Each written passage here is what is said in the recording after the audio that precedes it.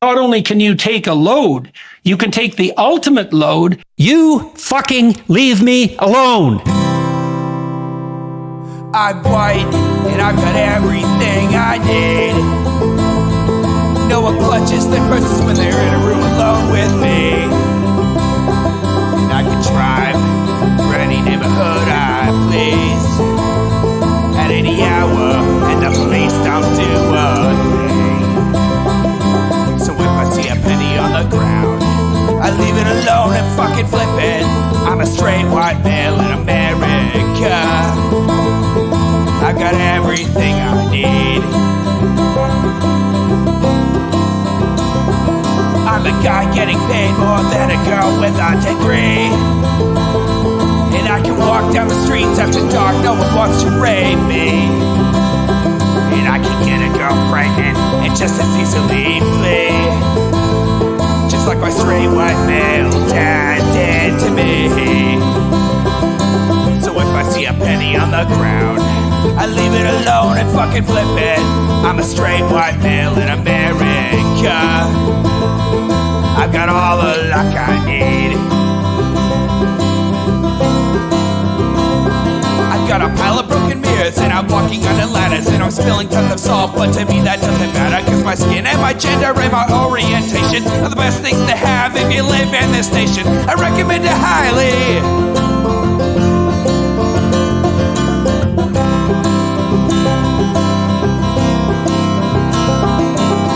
If I see a penny on the ground, I leave it alone and fucking flip it. I'm a straight white male in America.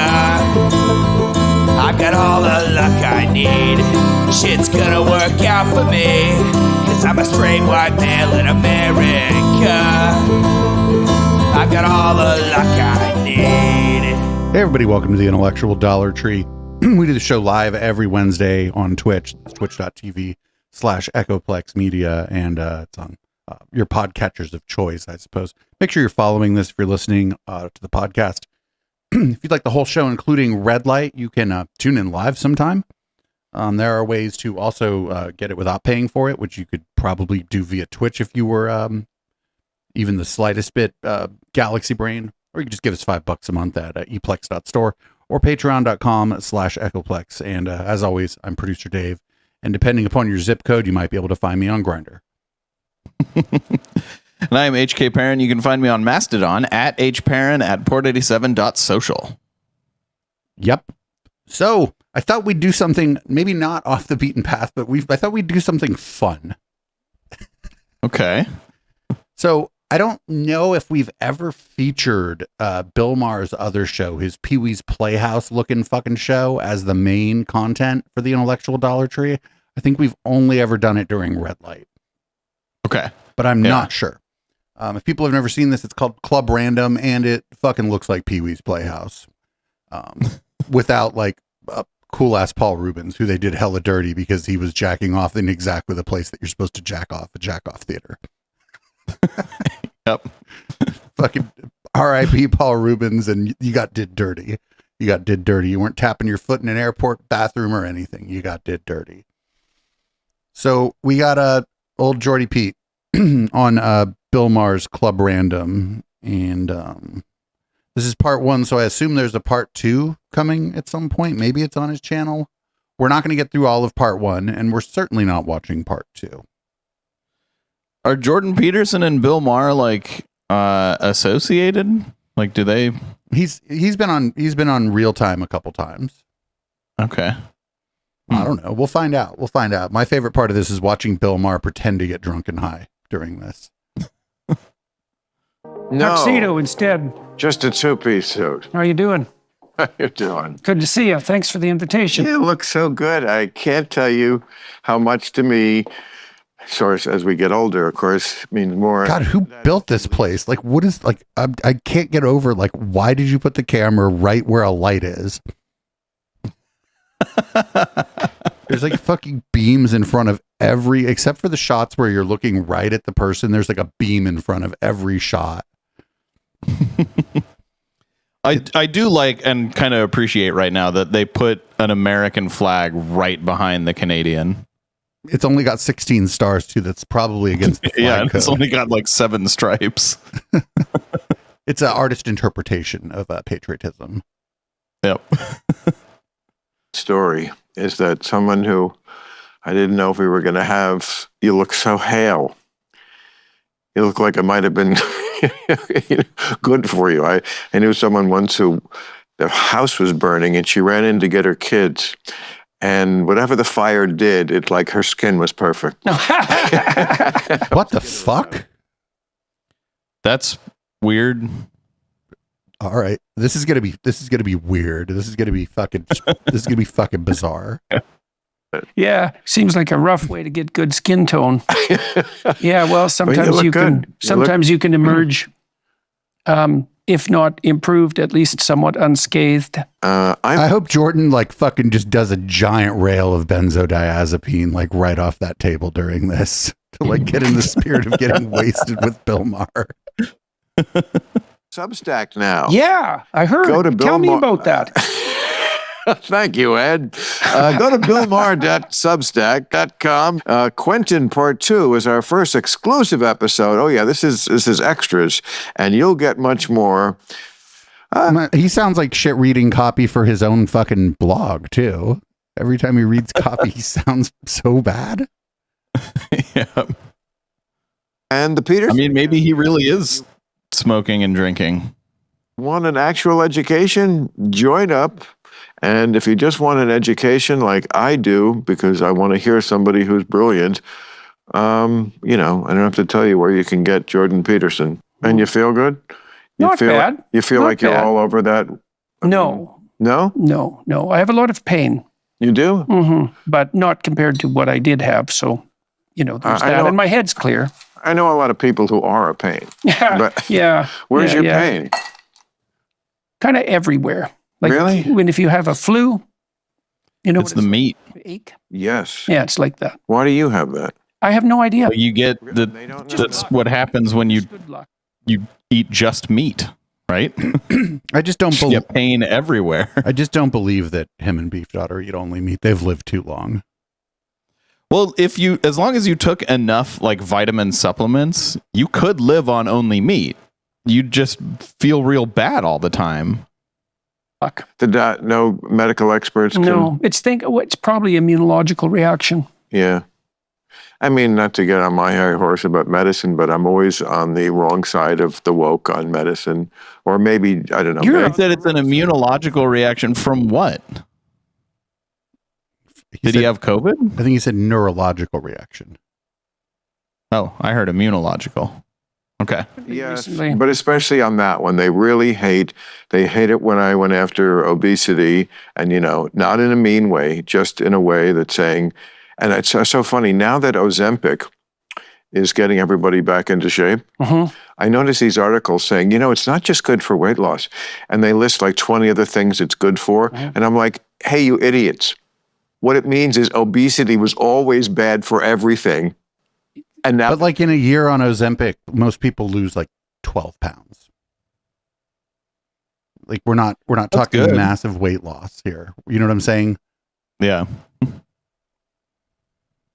aren't so fat, all these other things are getting better too. It's So not the Ozempic. I interviewed this psychiatrist, Chris Palmer, who works at the McLean Hospital in Boston. And that's Oh, good. In addition to pretending to smoke that blunt, he's going to also pretend to drink whatever's in that flask. was the premier psychiatric hospital maybe in the world. And they're using the carnivore diet to treat schizophrenia, manic depressive. What? disorder, No, they're not. And endogenous Using depression. cardboard? Is that what he said? The carnivore diet. Oh, carnivore. Okay. But they're using the cardboard diet as the placebo. It's all meat, yeah. That's what you used. Yeah. And he's had remarkable success with it. And this is really something, right? Because those are very intractable conditions, especially schizophrenia. And I never did think that they were like psychological in origin. They're so serious that it's very difficult to shake the suspicion that something has just gone seriously wrong, like physically, physiologically. And anyways, they're having, I think he told me that they're running 50 different studies examining the effect of diet on these serious mental disorders. So that's very exciting to watch. And again, this is one of those things, meat, that really shouldn't even have a political dimension because Wait, why? it's just science. And the science is out. This is more evidence to me that, well, we don't know a lot of shit. This is always one of my issues that they argue with me about medicine is that, it's not an uncommon story to hear somebody say, yeah, I have some pain. They can't really figure out why. They can't figure out a lot. It's not an indictment. It's just that's the century we're living in where they just still can't figure out a lot. Yeah, well, people turn out to be complicated. And medicine is very complicated. Yes, that's for sure. And some things the medical profession do very well. I mean, part of it is that, you reach a point where if the pain is not that bad and you can live with it, then trying to find out what it is could result in worse outcome for you than just living with it. That, you know what I mean? That and like, it depends on like what's going on. Are you aging? Like I have more aches and pains as I get older. There's no real need for me to like seek medical attention for them. So I think it's like, I think there's a lot of stuff going on here. And yeah, I don't know. This idea that we don't know everything isn't really like Bill Maher isn't going out there going, oh, we're not really sure how to deal with chronic pain, right? He's out there like when people get mad at him for things he says about medicine, it's mostly because he's an anti-vaxxer. Yep. Also, if the doctor doesn't know what it is, I'm not going to trust, some like experimental psychological treatment. That and like it's just because like I don't know, that's also what a second opinion is for, what going to a specialist is for. There's all kinds of stuff. And the thing they're saying, the reasonable thing they're saying is people should probably eat better, but like the problem is that this you should eat all or mostly meat isn't eating better, right? Most people don't eat enough fruits and vegetables. Most people just don't. Yeah, it turns out actually if you eat enough fruits and vegetables, you don't need to take vitamins. Right. Because there are vitamins in the fruits and vegetables that you eat. They're good at many things. They're very good at, after they're being very bad at preventative medicine. Yeah. When you're right at the end of the line, swooping in at the last minute with heroic measures. Yeah. It's hard to monetize preventive strategies, hey? Correct. And it's also hard to get people credit for. Wait, what is that shit that he's pouring into his drink? Like, here's a major problem you didn't have. That's a great point. It's really rough. I mean, I think that was bitters. That's a real strategic and tactical problem. There have been attempts at times to pay doctors for how many people they keep healthy, to give them a crew of people. But those are hard. Someone in chat says it was GHB. Economically. Well, it's a hard sell to the people who make money on ill health. That's what it is. But you're right. I have seen those studies. Let's incentivize keeping people. I think there was one in McLaren, Texas. They did it, the biggest one. And of course it works. You if you set up the incentive structures you properly, can incentivize anything. You can, yes. But, well, in any event, I've had doctors who always say, I can tell when someone walks in the office if they're healthy, really. It's a look that you get right away. This is what? You don't look like you have heart disease. I mean, like, what the fuck, dude?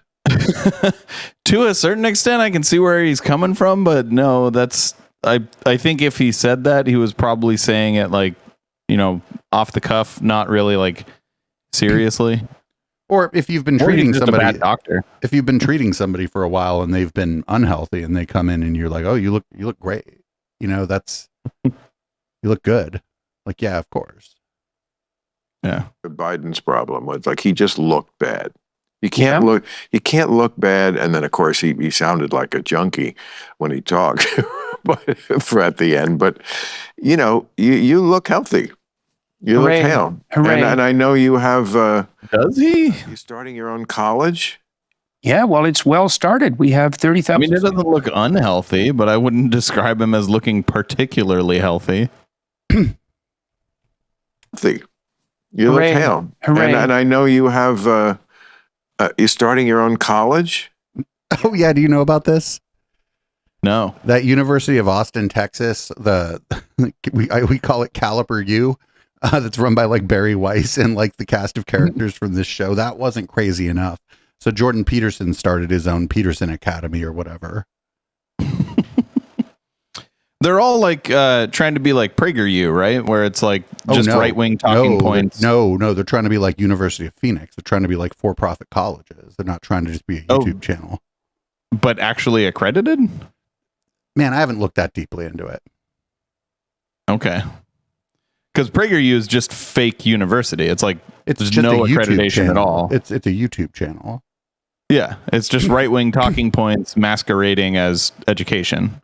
So these are like we've watched some stuff. I don't know if you've been here from the University of Austin, Texas or whatever. Not University of Texas, Austin, which is a UT, right? Like a state university. This is the University of Austin, Texas, run by Barry Weiss and like it's run by like the IDW essentially. Okay. And I think Jordan's trying to do that.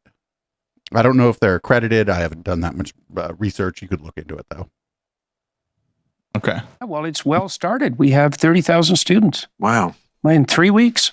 Yeah, and it's That going means great. they've taken 30,000 initial payments is what I hear from him. Yep. Called? It's called Peterson Academy, which wasn't a name I was particularly fond of. You know, it's got that potential for something Physical or online?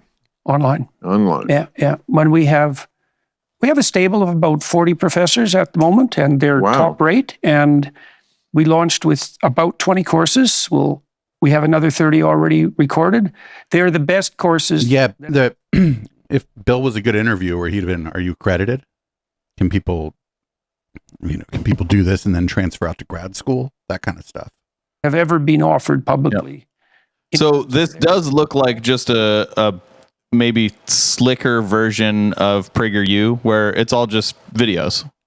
Right, but there are online universities where everything's video and they're accredited. So I don't know, Fair enough. like, because PragerU shit's all for free. This guy's charging for the courses. It's only $500 a year. So, it's way cheaper than Harvard. Quality of content and delivery, and also the production values are unparalleled. It's Hollywood level production quality. What does that mean, production value for a... Wait, hold on. If it's unparalleled, then it wouldn't be Hollywood level. I think he was saying it's unparalleled for a university, but there are also like universities. Okay. There are also universities with well-produced online courses. Okay. Camera shots. So a lot of So when the students are watching online, it's not happening live? No, it's not live. It's recorded in front of a live audience. So how the fuck do you ask the professor a question? You just write it down and then set it on fire. Maybe they have one of those locals things. Maybe you got to pay more to interact with the other students. And we film people against a white background and with no angles. And so we filled it all with imagery and text, AI generated. And they're beautiful, actually. Excuse me? AI generated images. Okay. Hollywood level production quality with AI generated images. Oh, God. Now, Fantastic. now, no now, notes. now I kind of want to pay $500 for this. The courses are beautiful. And So you don't not only hear what the professor is saying about the Shroud of Turin, but then you see it. yeah, right. Because you've added that's production value. yeah. Yeah, we You certainly see the AI generated monstrosities that you get when you type in Shroud of Turin into Stable Diffusion. Somehow it has 6 fingers on a hand that doesn't exist. But on the other hand, you could raise your hand and ask the question. Yeah. Yeah, well, that's an advantage if you're in a small course in an bricks and mortar university. But in many universities, the courses are immense. You have 500 students in a course, and there's no interpersonal interaction, and there's no reason Yes, there is. not to replace that. They have video. office time that you can go and talk to them And What the fuck? He's been a professor. also, How does like, he not know this, or is he just lying?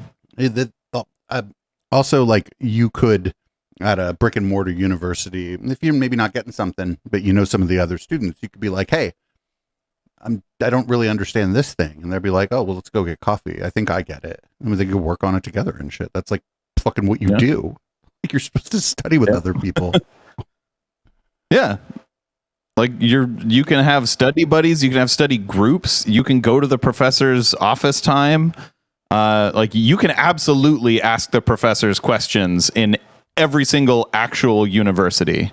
In fact, if you're not really connecting with the professor, but you connected with the professor in the course before, during that professor's office hours, you could go, "Hey, I was in your thing last year, and I thought you explained things in a way that I really understand. Here's what I'm working on." And the professor could go, "Oh, I'm not really the guy for that." Or more likely, because they're a professor and they probably have taught that class as well as the one that you took before, they're like, "Oh yeah, I got a minute. Let me explain this to you." Yep. Given the quality of Yeah, I don't know what the fuck he's on about. Like, I think he's just lying because he's been an actual professor at an actual university, so he should know that what he's saying is not true. He starts the course. He's like, "Before we start, no questions, no office hours. You will listen to me. You will listen to me talk about the plight of men." Maybe that's how he ran his class. typical state university, let's say, 10% of the courses are of high quality educationally and in terms of their capacity to grip interest. And all of our courses are high quality. And What in your mind constitutes low quality? It's a bold claim. Yeah, this is a good question. Bill's accidentally asking a good question. He's like, "What in your mind constitutes low quality?" And I think he's going to say, all of the other professors at the university I was at. Yep. dull, Dull. and often wrong, ideologically addled, taught by people who don't know how to teach. I mean, when you train as a professor, you're not trained to teach. And it's not like faculties of education know how to train people to teach, you say, in the K-12 system. So being able to lecture is a rare gift. Most people use PowerPoint and read it, or they just read their notes, which is, that's a terrible thing to do to people. Yeah, instead, you should fucking develop a parasocial relationship with the students by being charismatic and fascinating. Possibly you should flirt with them. Oh gosh. Just give people the damn notes if you're going to read them. And Right. PowerPoint. Or you should do like Mr. Beast and torture your employees to make money. That's how to keep it interesting. Reading off a PowerPoint is not lecturing. Like, I will agree with him that it is not great if you're a professor to be boring, but that doesn't mean you have a low quality class. Like, that does not make you low quality as a professor. I had a lot of professors that were boring, in my opinion, but I learned a lot from them because they taught well. Like, you can teach well and be boring. Yeah. I think it's better if you're not boring, but like, even if you're not boring, like, that doesn't mean you're teaching well. You can be not boring and a shitty teacher. So my advisor during grad school, I had a couple classes with him, and his classes were boring. But then when I got into grad school and started doing that work, he's actually a pretty interesting guy, and helped me a lot, and was he was great. He was a history fucking professor. Like, sometimes that shit's like a little bit boring, Yep. Lecturer, first of all, you know way more about the topic you're talking about than you actually have to deliver in the lecture. Like, your knowledge should be course. very expansive. And then what you should be doing is modeling, because you have to realize, well, and you would realize this because you've done stand-up comedy and you know how to perform. Oh yeah, that's just like being a professor.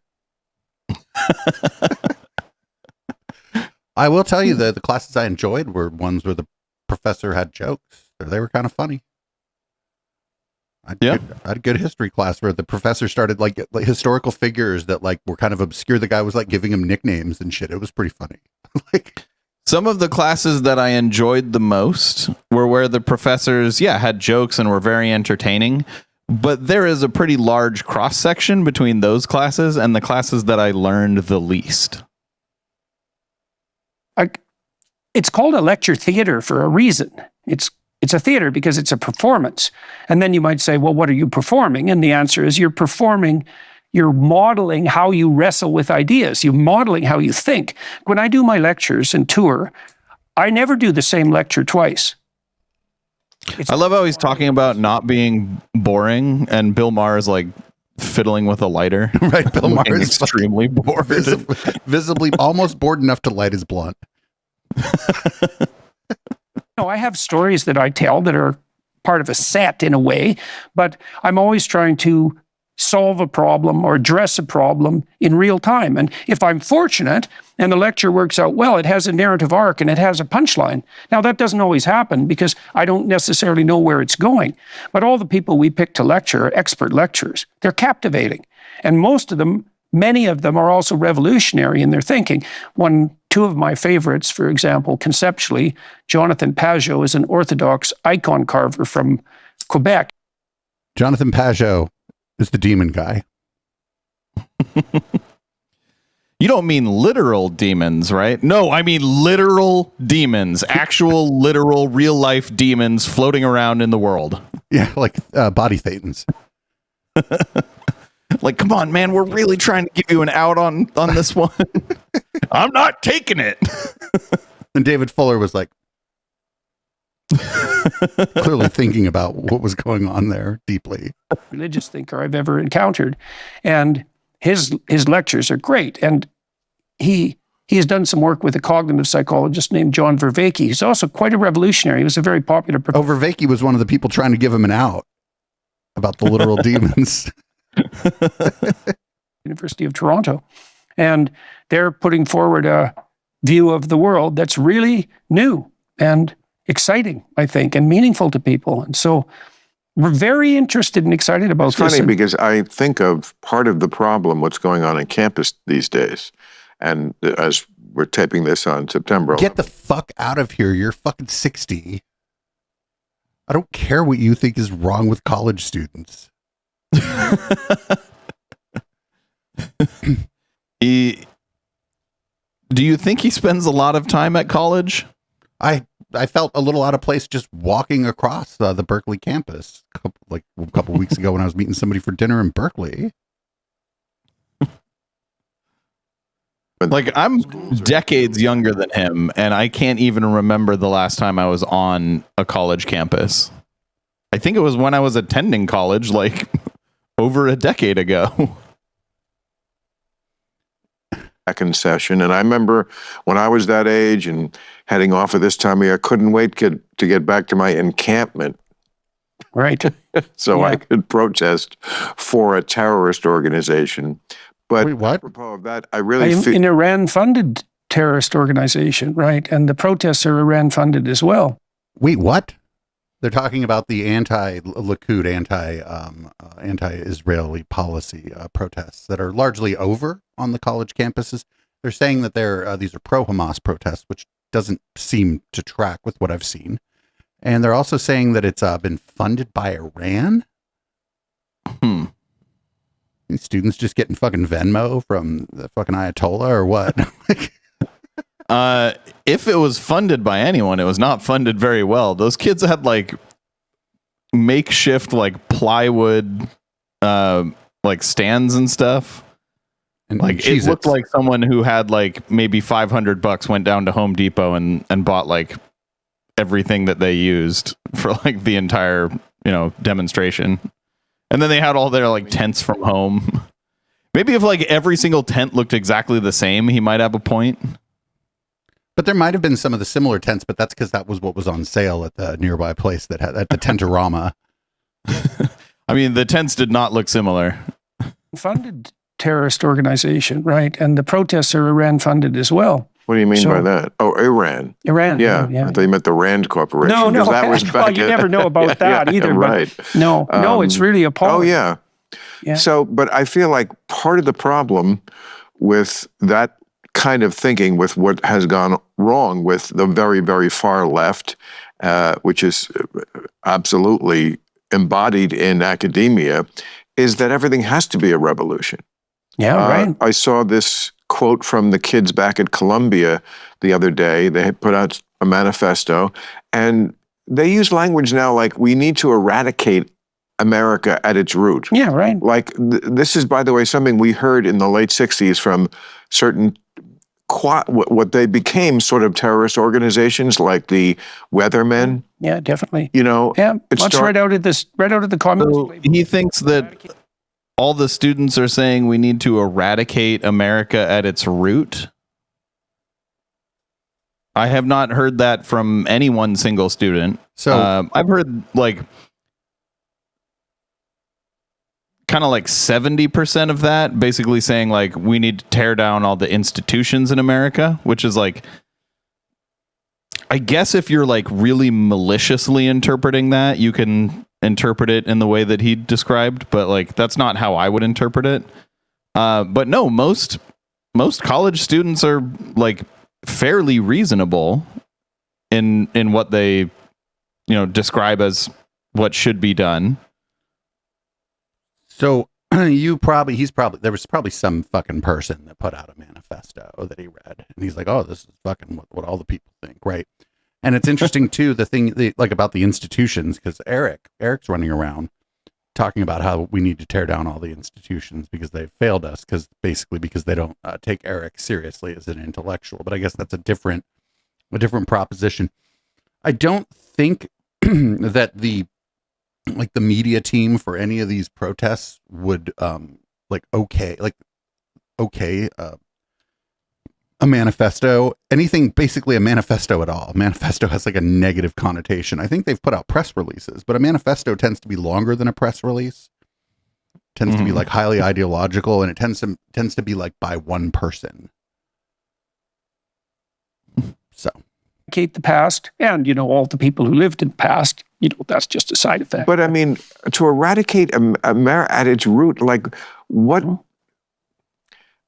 So you're talking obviously about a different kind of revolution. Definitely, yeah. What This is revolution your is more revolution? grounded in tradition.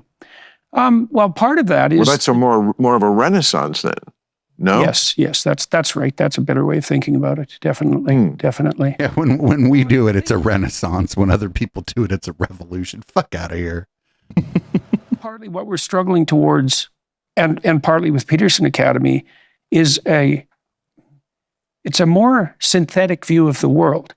Like I sent you my new book. I read it. And so I told you, I gave you a blurb. I know you did. And so you could see partly what I'm aiming at, and this is what many of the thinkers on Peterson Academy are aiming at, insofar as they're aiming at anything other than trying to express what they believe to be the truth, is a synthesis. And so I've been interested for a very long time in the concordance between evolutionary biology and psychology and religious mythology, because there's a deep analogy, there's a deep concordance, which you'd expect. If knowledge unifies at the highest level, then there shouldn't be contradictions in the different domains of knowledge. And I don't think there are. I think contradictions are apparent rather than real. They're a consequence of misunderstanding. So I'm trying to, and have been for a very long time. Wait, no, you can have two different pieces of knowledge, both that are true, that seem to contradict one another. We have a term for that. It's called cognitive dissonance. Well, that is what he's saying, that contradictions are apparent and not real. But also, like, this is coming from a guy who believes in the Bible, and the Bible contradicts like a lot of scientific evidence. And I mean, I'm pretty sure he's not a Bible literalist, so I guess he gets a pass for it. But I don't know, man. The things that he believes don't comport with reality, or with the other things that he believes. But we all do that. Like, I think it's more. I think it's more interesting. It's more interesting and more important to understand that we're all going to believe contradictory things, and that sometimes what appears to be knowledge or things that we discover might be in conflict with other things that appear to be knowledge and things that we discover. And there's like value in examining that. And like accepting that that's like a truth about like our realities and the way that we interpret the world. They're what he's suggesting is like, no, there's a truth and my professors know what it is. And it's like, well, that's fucking crazy. With this new book I wrote, this We Who Wrestle with God, the rule was that I wouldn't Oh, I'm rooting for I God. wouldn't formulate any proposition that I couldn't justify scientifically as well as from a narrative perspective. And so that was a fun exercise, you know, it's a rigorous exercise. But that's not true. That's not true. Like he did that several times during his conversation with Matt Dillahunty while he was high off his ass on benzos. Mm-hmm. It's funny because it's a philosophical exercise that he finds very fun and makes people think that he's a big old smart guy. And that's what this show is for me, despite your best effort to turn it to make that not the case.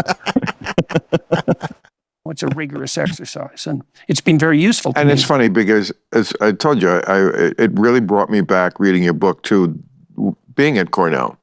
Yeah, you mentioned that. The only good thing for me about Cornell was I did have intellectual epiphanies, and they did give me an amazing. This is the 1970s, so they were still teaching like horrible stuff, like what white people did.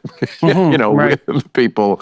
I'm sorry that it had to be white people who came up with a few of the good things but they did, and we still teach them. And now in colleges, I feel like that has to go out the window because George Washington had slaves or some crazy shit like that. Well, no, it's because that I don't want to spend too much time on this, but our versions of history and science have been very Eurocentric, and it leaves out the scientific discoveries that were happening in other parts of the world. Yes, and correct me if I'm wrong here, but what he's describing is, okay, he learned all about George Washington except for the slaves part. And now you learn all about George Washington, and you also learn the slaves part, and now he's mad at that. So he doesn't want kids to learn that George Washington had slaves. So I wouldn't guess that in universities in the 70s that nobody was teaching that George Washington had slaves. I would assume that was brought up. Okay, or does he think that they don't teach anything about George Washington except that he had slaves? Does he think that? Well, I think what's going on here too is he's talking about like discoveries or whatever, and George Washington didn't do a lot of discovering. He was a politician, and so like he didn't discover America, didn't invent America. Like a lot of the stories about him, about the cherry trees and shit, that stuff's all like apocryphal. Like so, like what did he discover? What did he discover? Gravity? He was a military general as well. Oh well, then he must have discovered military. But I got a great, I think, liberal arts education. And so that's kind of what your book reminded me of. But I mean, I'm in a different place than I was in the 70s. I've been an atheist, and I felt like I feel like you're a lapsed atheist. I feel like it's a paradox that someone of your extraordinary intellectual abilities is trying to reanimate this dead hooker called religion and bring it back to life in some way or find what's useful in it. Well, this is like, well, they all do this, right? They all do this where the only thing they really, like him and Sam Harris come to mind immediately, where the only thing they really don't agree with him on is this belief in God and religion. And that's the only place where they're going to like diverge.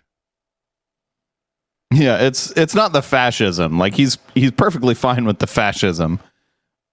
It's the religion thing.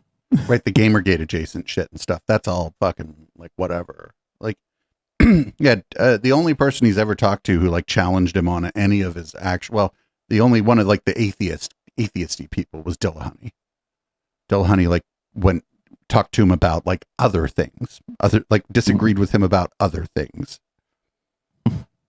Why try to take these? Because you get false substitutes emerge.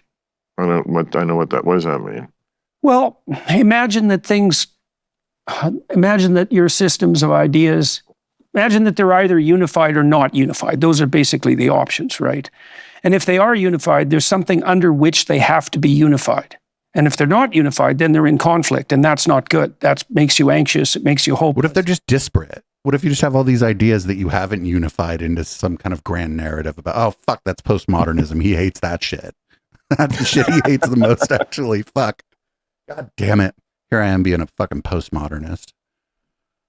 So what you're saying is you can have non-unified beliefs and not be not have dissonance from it. Well, maybe they don't have anything to do with each other. Or you just haven't thought about it too much, right? Like, Yep. I have beliefs that don't have anything to do with each other. I can't even fucking name them because they're not like connected in my mind in any way. So how am I going to even come up with them? Yep.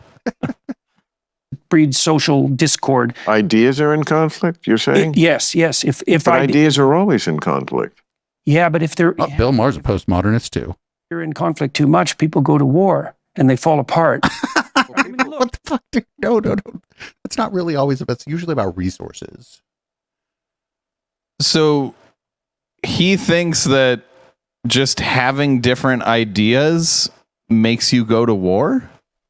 Right. And I don't think he's saying that my ideas are different than yours. I think or at least wasn't what he was saying at the beginning, to the best that, because I have a hard time understanding this guy. Maybe it's because I'm stupid, but I don't think it's that.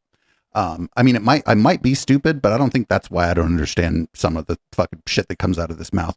But I think he just switched something.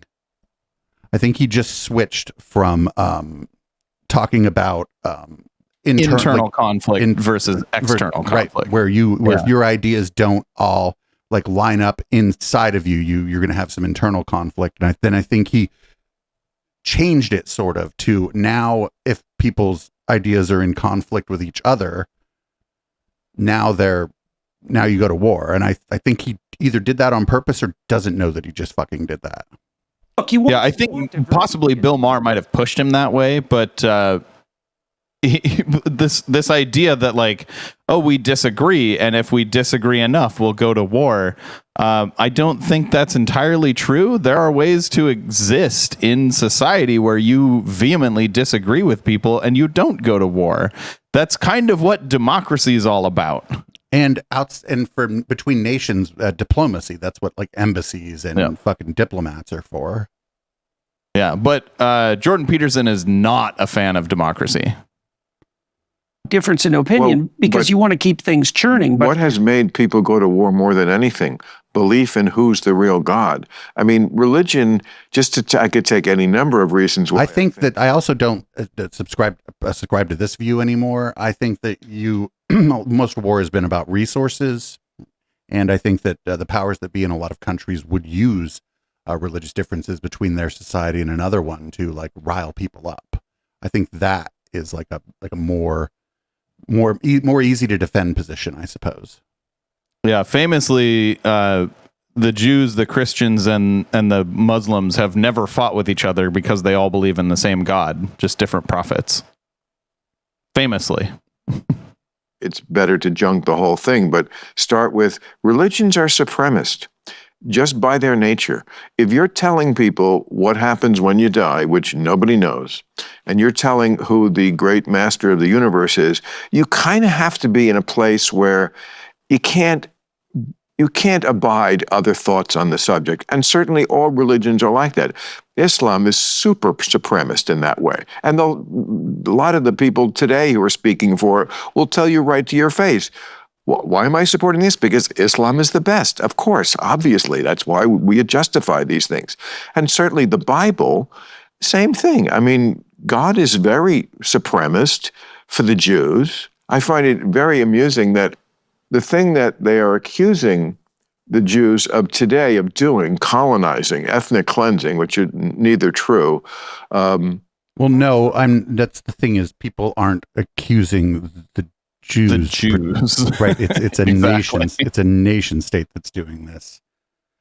It's a nation state. I would assume it's in his interest to not correctly categorize what other people are saying. In the Bible, that's exactly what God tells the Jews to do.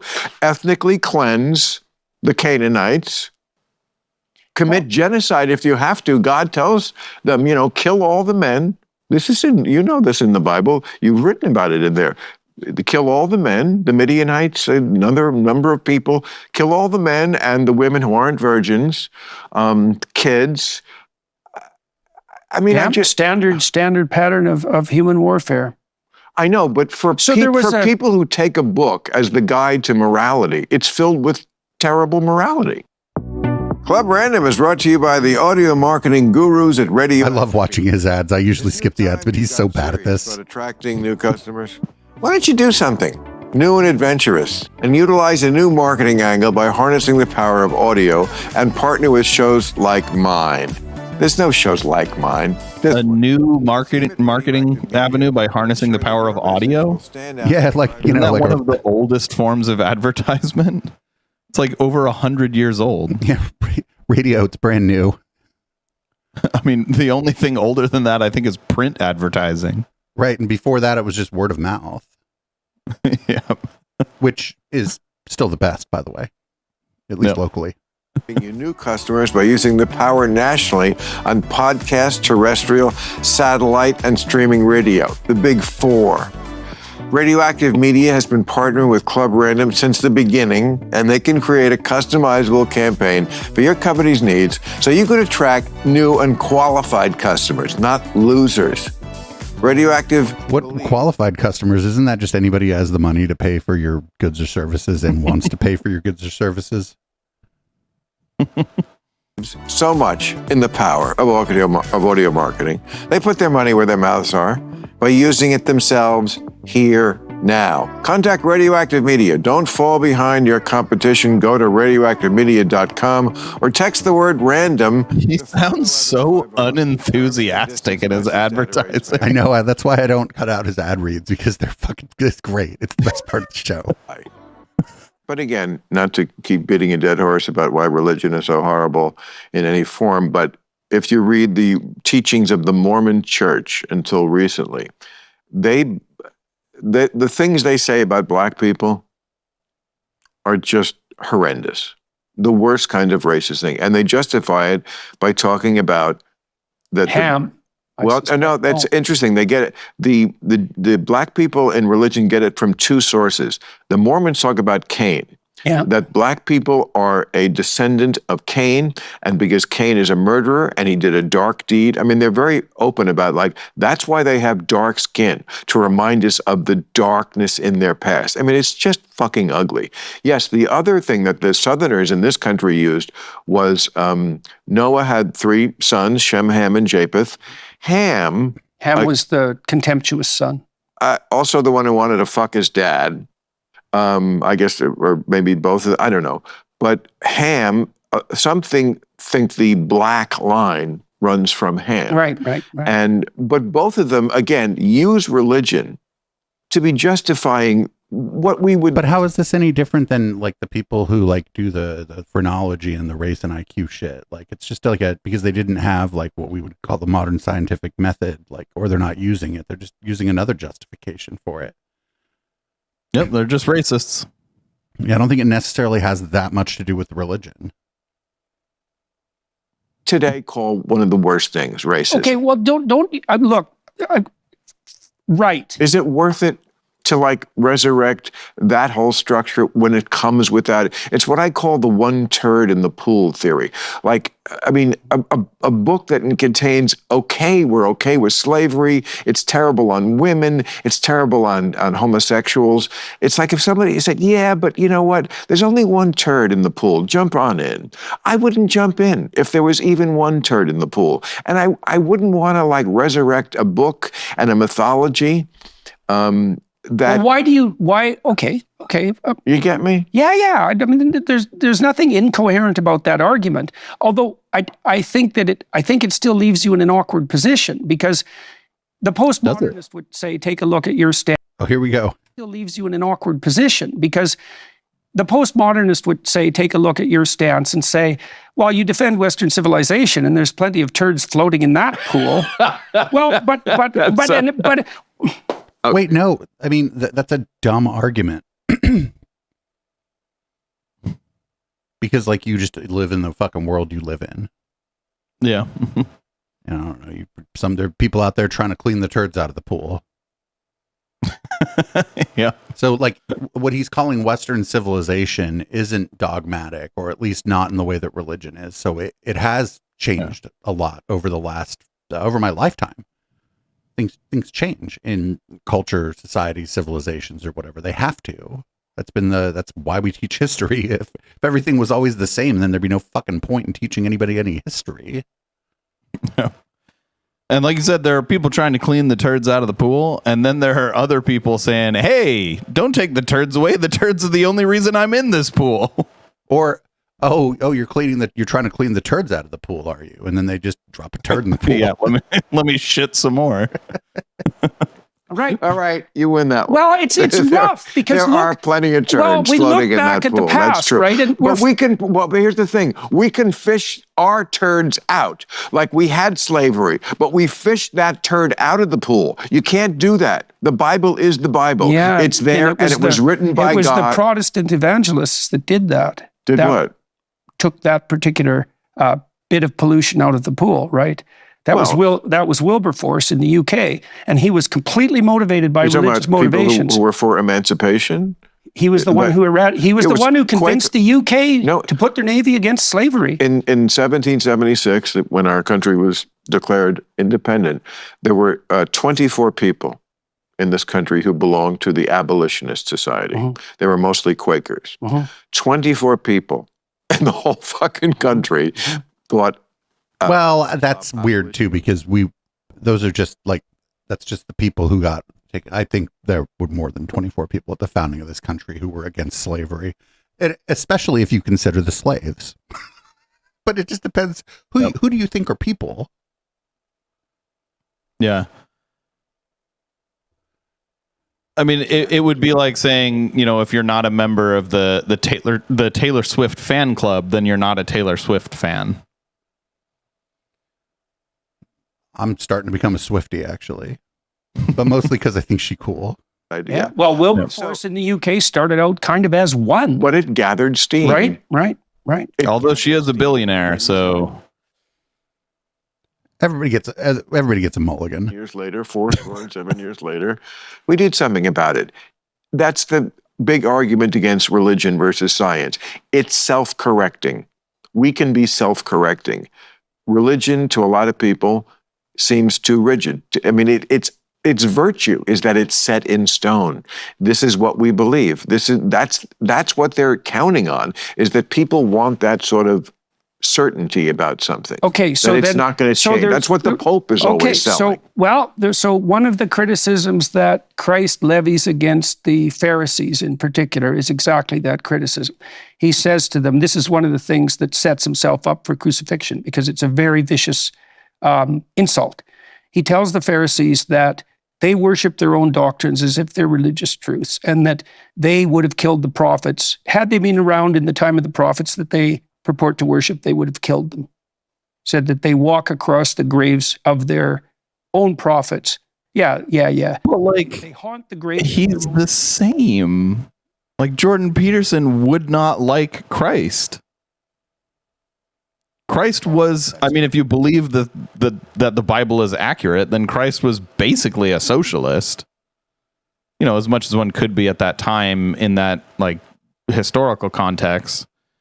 And Jordan Peterson wouldn't agree with him. I don't know if he would crucify him, but he certainly wouldn't agree with him.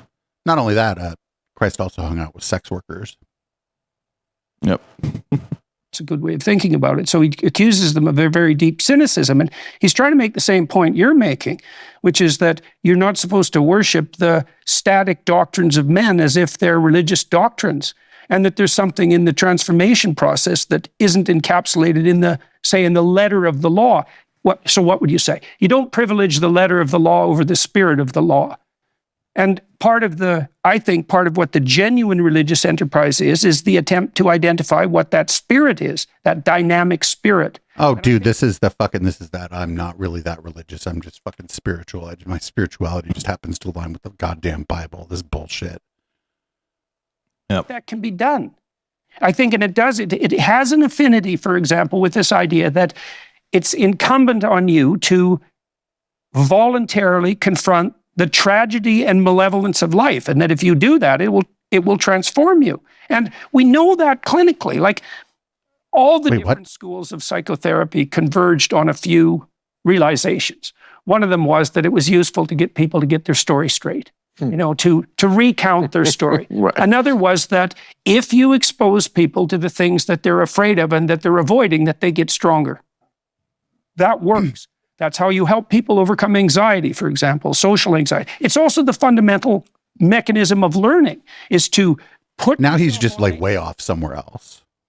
I mean, I guess that was all 4. Did I count wrong? That was 2. And dance there, and that expands you. G. Gordon Liddy once said that he was afraid of lightning, so he tied himself to a tree during a storm.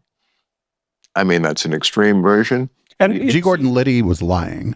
now we know there isn't a God, because if there was, and it was Gordon Liddy tied to a tree. But look, you use exposure training in therapy all the time. And a lot of what you do when you're trying to help people heal is return to that idea of the snake on the staff. It's like, what are you... What does this have to do with Christianity being true or false? This is like the least, to me, this is also like the least interesting part of this conversation. I have fucking no interest in this shit anymore. Honestly, I have absolutely no fucking interest in, like, well, I don't know, your religion. Why do you believe in? I have fucking no interest in this anymore. I think I'm mostly just turned off to it because of what happened to, or what all the famous atheists ended up doing. But I think that, like, also it's just like, it's been too long. We could just not do this. But I think that people like Maher and Harris use this as a way to, like, say, well, look, Jordan and I had this important philosophical disagreement. And I'm like, wow, was it really that important? Yeah. I'm going to come down on no. Forward. That's what you try to find out in therapy. It's like, what is it that's paralyzing you? Okay, now can we break that down into manageable bites so that you can confront it? And people, see, it was a weird thing, because the behaviors were the first people that figured this out, that you could expose. He has so much trouble finishing one thought before starting the next. They all do this. It's so that it's I don't know why it is. I think they're just so used to talking forever that they just, like, never finish a thing. And in its extreme form, if you remember when we watched videos of Austin Bennett, it was like a much more extreme form of this, and but it's not different. It's only different in degree. Mm-hmm. Voluntarily, and that they would become less afraid. That was the theory. They become less afraid. The psychoanalyst said that's not going to work, because maybe someone's afraid of an elevator, but they're not really afraid of the elevator. They're afraid of death. And if you get them to relax about the elevator, their fear will just pop up somewhere else. Right. But that isn't what happened. If you kill them, they'll no longer be afraid of death. Any one thing they were afraid of voluntarily. And what if you like being alive? Then wouldn't, like, being afraid of death be, like, just fucking normal? Yeah. Learn that they were more capable than they thought, and that made their bravery generalize. And that's really what kids do when they go out into the world, right? They find a challenge and they overcome it, and they learn that they're the sort of creature that can find a challenge and overcome it. And that generalizes. And that happened in psychotherapy. And then there's a radicalization of that idea in the Gospels, and in this story of the brazen serpent. It's like, there's no limit to that. You take the worst. And this is what the this is also fuck part and is he parcel of talking your about? Because there's the most ancient story we have. I think he's talking about how Christianity is true, but I'm lost. Variant of the dragon treasure story, right? That the quest is. I love that part in the book. Yeah. Well, it's a very useful thing to know. Look, if you're a person who has been listening for this last half hour and doesn't know what the fuck we're talking about, that book isn't for you. But if you're a person who has even a little bit of understanding of the Bible, you don't even have to be religious. It's a historical document. I really found in some ways, sure, but in other ways, not so much. It's so great. It's like what you were describing about your lecture. It's like your lecture in a book form. You know, somebody who knows how to tell a story, make you think differently of things. Even in the blurb I gave you, and you're a friend, I'm trying to be supportive. I had to even say at the end, I didn't get all the way with him. Yeah. He didn't convince me because I feel like you're more religious than you used to be, or at least willing to give it a try. And maybe that has to do with you getting sick. I don't know. I don't think so. I But think. what a ride to go on. Well, I'm glad to hear that. I love that book. I'm glad to hear that. And people. Is he talking about him getting sick, like getting sick, or him, suffering from being addicted to benzos? Well, I don't know. He got pretty sick afterward, but I think Beef Daughter tried to kill him still. The media one thinks none of it happened, and then it's just all bullshit, and they were just hiding in a basement somewhere, which I think is a funny thing to think. You just have to be interested in great stories. Why does the Bible survive? A lot of it is good stories. It's a lot of stories. Good? Those are fucking terrible stories. What? Well, They're I'm not awful stories. I'm not going to book critic the Bible right now. Okay. And it doesn't bother people that they're told both testaments are an anthology. It's funny that in the New Testament they right out say this is 4 different versions, and they're not even going to match, and we don't care. The Old Testament, I think this is still the case, but certainly when I studied it in college, they identified 4 main writers of the Old Testament. They called them J, E, D, and P. And then they would be like, J wrote this in 850 BC, and then obviously this is added. This is how scholars see it. But it's kind of the same thing. It's an aggregation. It's an aggregation of people over. Now, the New Testament, it's much closer. Mark is about 70 AD, and the last one, John, is about 110. So there's about 40 years. But all of them take place well after Jesus died. They never knew Jesus, the gospel writers. The only one who was close to Jesus' time is St. Paul, who's writing in the 50s. Jesus dies in 33. And he knows nothing about Jesus. It's so weird that the people who wrote later know everything about him. Paul doesn't even conceive of Jesus as someone who lived on earth. He said if he had lived on earth, he wouldn't have been a priest. He wouldn't have even been a priest. That's in St. Paul. He doesn't know anything about Mary, Joseph. God, it's fucking 2008 on the internet again. Stop it, Bill. Stop it. Miracles, walking on water. Bring Aaron Ra on, for fuck's sake. Fishing with the guys, and then nothing. I find that kind of weird. Today we are talking about hymns. Guys, boner pills, fuck yeah. Intimate moments happen spontaneously. I can't think of any at the moment, but okay, let's go with this. And we always want to be ready so we can perform, wink, wink, in the bedroom. Hymns has treatments that can help you stay hard and last longer, giving you that boost of confidence. What did they have to cut out there? Ready whenever the mood strikes. Hymns Maybe a is product changing men's demonstration. healthcare by Oh, God. providing access to affordable sexual health treatments, all from the comfort of your couch. Hymns provides access to a range of doctor-trusted ED treatments. ED, I'm pretty sure that's erectile dysfunction, such as chewable hard mints, proven treatments like Viagra and Cialis, or their. He's Is he giggling. laughing because he's juvenile, or is he laughing because he's... Why exactly is he laughing about ED I don't know. during a commercial about ED medication? I don't know. Fucking that's why we don't skip the ads on Pill Mars. They're the best part of Pee-wee's Playhouse. Is he just that juvenile? Possibly. Okay. Generics for up to 95% cheaper. Wow, 95, that's pretty good.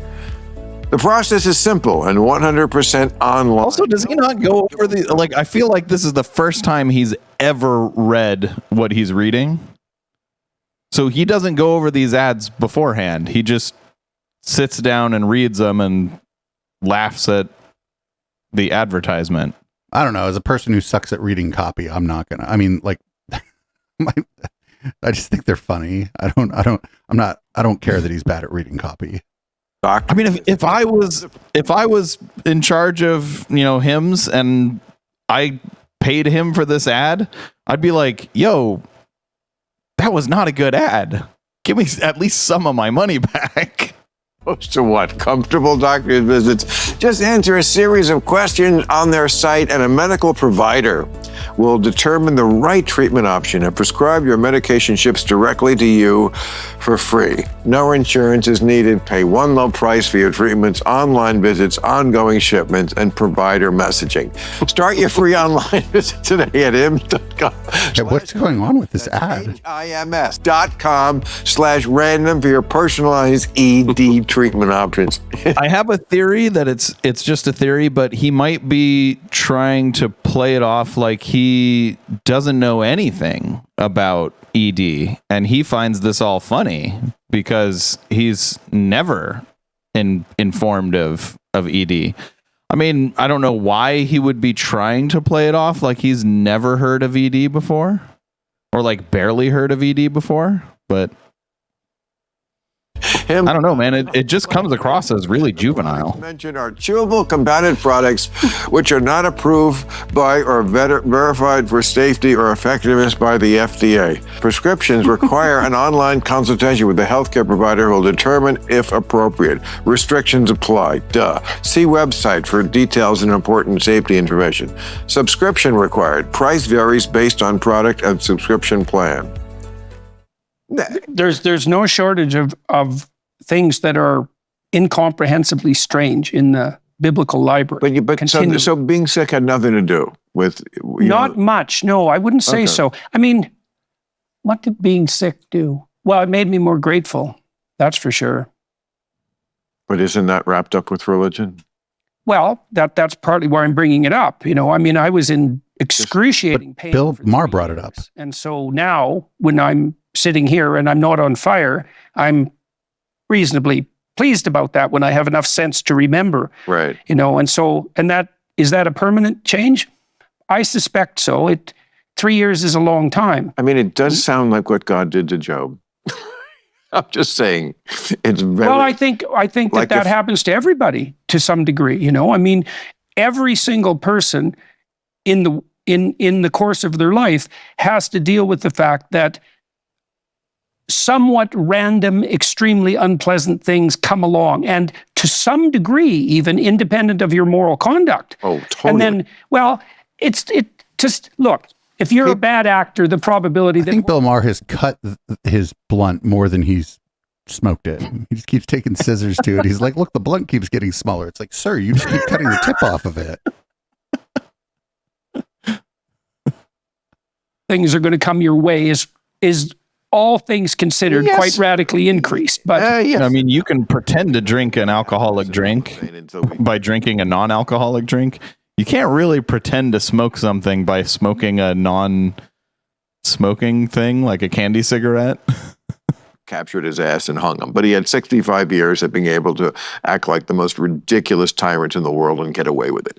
Other people, again, they don't do anything and something bad happens. Well, I feel like when people connect their behavior with some sort of punishment or reward, that's childish. That's what, when people go karma, I did a whole thing on this on my show once. What a bunch of bullshit karma. Americans interpret karma to mean like, you took the last parking spot and now shit's going to happen to you. No.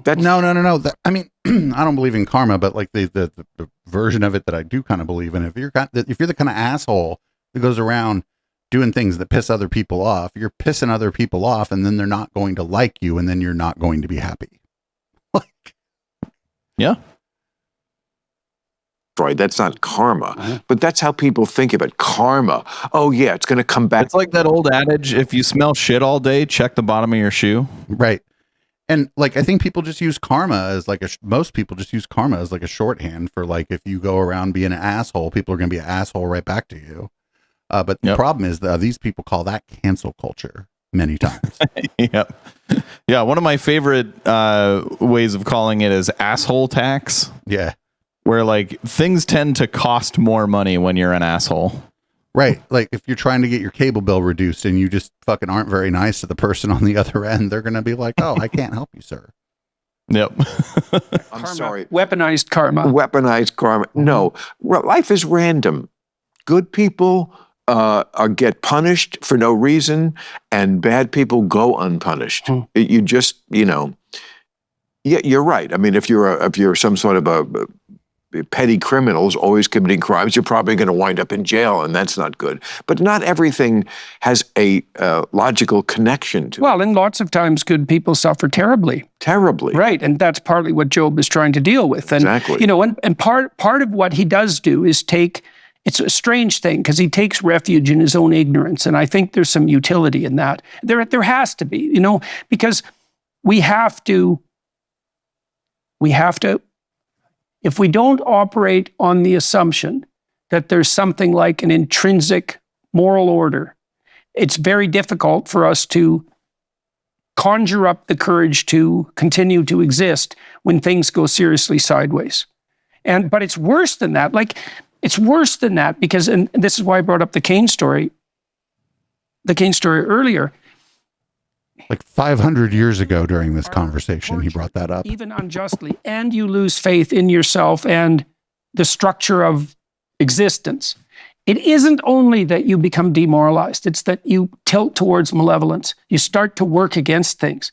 And this is why, for example, I'm not thrilled in the least with the antinatalist types. You know, they make this claim that existence is characterized by suffering that's so intense that it would be better if consciousness itself just ceased to exist. And you can that's Mephistopheles' case, by the way. It's Silenus in Greek mythology. Well, you can make a case for it. What would be better to have never been born? Exactly. Yeah. Now, and you might say, okay, you know, fair enough. What you're doing essentially is saying that the suffering in existence invalidates its utility. But what if it is the case that if you believe that you become an agent that produces suffering? Well, that is what seems to happen, is that Right. like once you turn against life, I mean, look, everyone's going to have a time in their life when they think, oh my God, like really? Is this worth it? Like you watch someone you love suffer. So he was talking about antinatalists, and he described them as like philosophically antinatalists, but I can't tell if he's on like the same, you know, what do you even call it? Like episode that Trump and Vance are on, where they're like anti like childless women. You know what I mean? I can't tell if like that's what he's going for here, or so. I think it's, you know, possibly like a Mott and Bailey situation where he's maybe with somebody like JD Vance on it, but then if questioned about it, because the way somebody like JD Vance, nobody likes JD Vance, so the way that he presents it is weird and like not very, people aren't compelled by it. So you can go, no, I'm just talking about like the Greek philosophy. They can back off to something like more palatable. Say in the worst possible situation, you think, really? Like, really? And so then maybe you get cynical and you get bitter. But the problem is that has a direction too. That is what happens to Cain. Like he starts out cynical and bitter, but he ends up murderous and his descendants are genocidal. Like that doesn't seem like a good alternative. And so what you see in Job is this insistence, and it's a terrifying insistence, that you are required to maintain faith in your essential goodness, despite your flaws, which is already a hard thing to do, and your faith in the fundamental benevolence of, what would you say, of the created order. Because anything else hurts you, but it's worse than that. It produces a kind of malevolence that spreads. And I think that's like, you asked me what the relationship is his head going to explode between me being ill and this interest in religious belief. And I said that wasn't the primary mover. The primary mover for me has always been the study of atrocity. Because I spent a lot of time as a psychopathologist studying the actions of the people who have done the he didn't need the things. ologist part. And they're unimaginably bad. I mean, Iris Chang's book, The Rape of Nanking. The Nazis are the good guys in that book. Well, right. I'm serious. That's how rough it was. For those who may not remember, 1937, the Japanese are on the march. Yeah. And they're about to, Pearl Harbor was 1941, so this is 4 years before Pearl Harbor, and they were on the march in Asia, and they went into China, Manchuria, and what they did, I remember reading somebody's column recently, it was on the anniversary of the bombing of Hiroshima and Nagasaki. And it went into great detail about what the Japanese did in not just in Manchuria, Iris in Chang Nanking. committed suicide after writing that book. Boy, when it's so bad, even the book writer kills it. Yeah, exactly. But I mean, this guy said, I know there's a lot of hand wringing in America about Nagasaki and Hiroshima, not in Asia. They were not upset at all What? that the Japanese regime was taken out Mhm. as brutally as it was, because what they did, I mean, China? to your point about the rape of Nanking, was just like, we won't like. See, well, and that's also the conundrum at a relatively deep level that's being contended with in the Old Testament. It's like, It is good to generalize about entire nations worth of people. from Or a continents. narrative perspective, the Canaanites are the evil descendants of Cain. Right. Okay, and so the people that are being fought against are the cynical, bitter, twisted, nihilistic, genocidally motivated, sadistic murderers, let's say. Uh-huh. Well, then the question is, if that's the enemy that you're up against, what exactly is the moral thing to do? And you just made a case, painful it is to point it out, you made a case that there are patterns of behavior that are so despicable that what's justified in that situation? Was the atom bomb justified? Well, we're arguing about that now. So this is as good a place to stop as any. My my take is people could maybe justify the first one, not the second one. There you go, done. My take is no, atom bombs are never justified. Just like I said, during the time while that was happening, I think the first one somebody could have justified it in their own head, but I don't think dropping a second one was. I think Indiscriminate bombing is a war crime.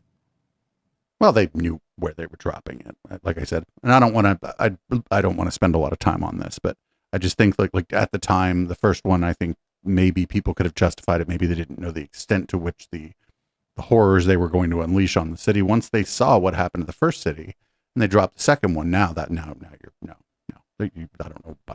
how you justify dropping the second one.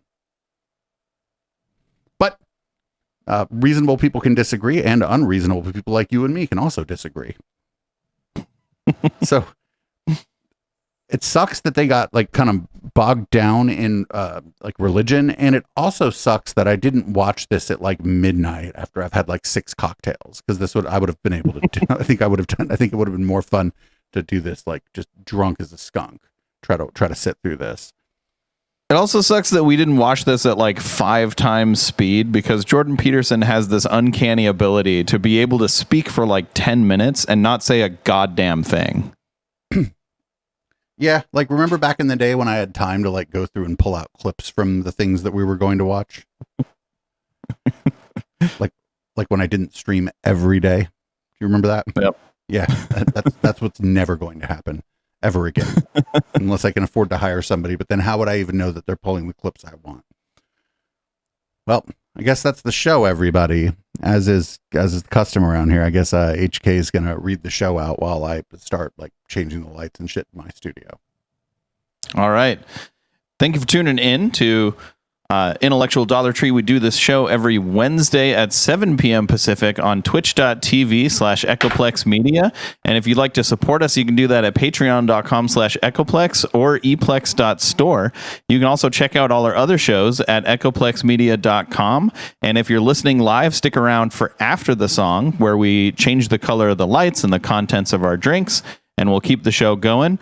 If you're listening on the podcast, thank you for downloading us, and we'll see you next week. Here is Boomers by Periscope.